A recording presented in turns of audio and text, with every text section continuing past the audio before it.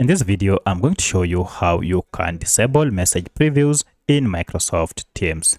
So if you normally see the preview of the message under your chats in Microsoft Teams like this, and you wish to disable so that we only have the names of the accounts, it's pretty simple. Just follow these steps. If this video helps, please like and subscribe to this channel. Now to do this, log into your Microsoft Teams account and then head to these three dots here. From this, look for settings option, and this will enable a sidebar menu here. Under the sidebar menu, go to chats. Now if you tap or click on chats, now you should see we have here under chat list, show message previews for chats is turned on. With this on, that's why we see those previews. To disable this, just toggle off. And now if we go back, let me go back to chats.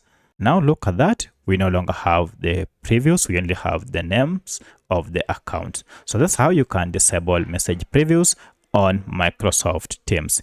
If you have any other question, kindly let me know in the comment section. Otherwise, thanks for watching and let's meet in the next video.